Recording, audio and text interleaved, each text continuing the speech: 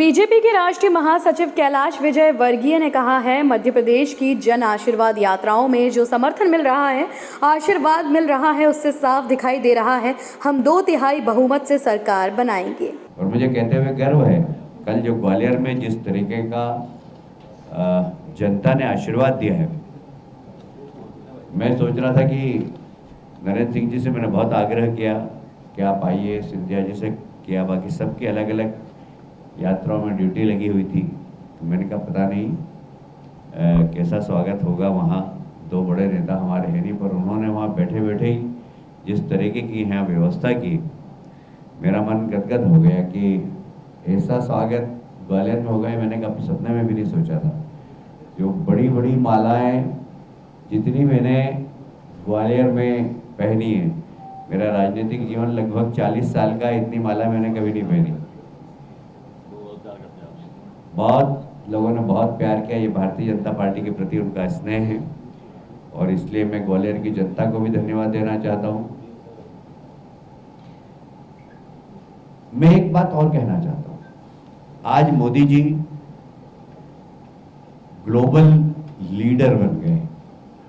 हमने देखा कि किस तरीके से G20 में उन्होंने विश्व की सारी ताकतवर देशों के राष्ट्राध्यक्षों के साथ बैठकर जिस तरीके से बात की है और दिल्ली का जो एजेंडा बना उसको, उसमें आम सहमति करवाना, जिसमें आतंकवाद को अंडरलाइन किया गया,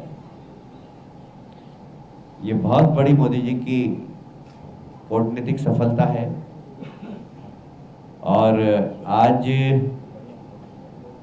भारत की स्थिति विश्व मंच पर, यदि 2014 के पहले की भारत की हम बात करें तो विश्व की किसी भी समस्या में भारत देश है, अपनी सलाह दे सकता है, ऐसी स्थिति भारत की नहीं थी। यूनाइटेड नेशन में अगर किसी भी समस्या के बारे में बात होती थी तो अमेरिका ने क्या कहा, चाइना ने क्या कहा, जापान ने क्या कहा, रशिया ने क्या कहा, इंग्लैंड ने क्या कहा, फ्रांस ने क्या कहा, और फाइल बंद हो जाती थी। अब कोई भी समस्या हो दुनिया की, कोई भी समस्या हो, तो अमेरिका ने क्या कहा, इंग्लैंड ने क्या कहा, जापान ने क्या कहा, फ्रांस ने क्या कहा, जब तक भारत ने क्या कहा, भारत का मत उस पर क्या है, यूनाइटेड नेशन की फाइल बंद नहीं होती। ये एक बहुत बड़ी बात है। भारत को जो सम्मान मोदी जी ने दिलवाया है पूरे 140 करोड़ लोगों को, ये निश्चित रूप से हम लोगों के लिए बहुत गर्व की बात है। पर दुर्भाग्य की बात ये भी है कि दुनिया का सबसे बड़ा प्रजातांत्रिक देश है हमारा, पर एक घमंडिया गठबंधन बना है। ये इंडी अलायंस, ये इंडी अलायंस का एजेंडा क्या है? उनकी 2 बैठकें हुई, पर मुंबई की बैठक के बाद जिस तरीके से इंडी अलायंस के लोगों ने भारत की सनातन परंपरा पर हमला किया, तमिलनाडु के मुख्यमंत्री स्टीफन के बेटे उदयनिधि ने सनातन धर्म हम समाप्त कर देंगे, समाप्त कर देना चाहिए। मैं सोच रहा था कि इस पे इंडिया अलायंस का कोई समझदार नेता बयान देगा, पर उसके 2-3 घंटे बाद ही कांग्रेस के अध्यक्ष खड़गे जी के पुत्र, जो कि कर्नाटक में मंत्री हैं, उन्होंने उदयनिधि की बात का समर्थन किया। मैं सिर्फ उन्हें ये बताना चाहता हूं कि मुगल आए, गुण आए, शक आए, सनातन धर्म के जड़ों को हिला नहीं सके, और आज सनातन धर्म का डंका सारे विश्व में बज रहा है। प्रधानमंत्री ने योग दिवस मनाकर ये सनातन परंपरा को सारे विश्व में ले जाने का प्रयास किया, सम्मान दिलाने का प्रयास किया। और मुझे कहते हुए गर्व है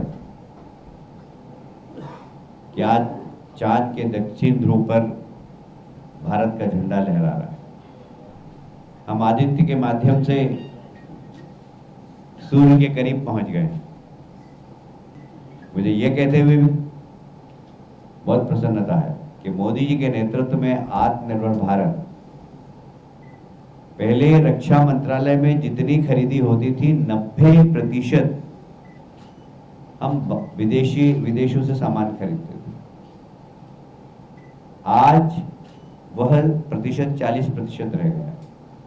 हमने हमारे यहाँ के ही लोगों को इतना प्रशिक्षित किया कि वे वर्ल्ड क्लास आज एमिनेशन बना रहे हैं और अब हम निर्यात भी कर रहे हैं। 2014 के पहले भारत का रक्षा सामग्री का निर्यात और आज के निर्यात में 20 गुना अंतर आया। हम 20 गुना ज़्यादा निर्यात कर रहे हैं।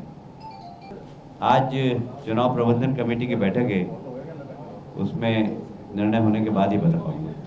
कितनी सीट रहेंगी आपने वाली? नहीं, अभी एकदम सीटों की संख्या ये वो मैं बता नहीं पाऊंगा क्योंकि शाम को बैठेंगे। ग्वालियर चंबल फोकस क्यों हो रहा है सर? सबसे ज्यादा यहाँ ग्वालियर चंबल पूरा फोकस हो रहा है, क्या कारण? नहीं नहीं, सभी दूर की सीटें हैं उसमें, ऐसा नहीं। 2018 की जो हार यहाँ से हुई थी उससे घबराए हुए हैं। बिल्कुल नहीं। सर जन आशीर्वाद 2018 की जो हार हुई थी उसके बाद कितना घबराए हुए हैं? देखिए, हार और जीत की परिस्थितियों का आकलन आप बहुत समझदार और वरिष्ठ पत्रकार हैं, आप कर सकते हैं कि पिछली बार यहाँ पर 2 अप्रैल की एक घटना हुई थी, उसको किस तरीके से समाज के अंदर, जो कि कांग्रेस के स्टाइल है,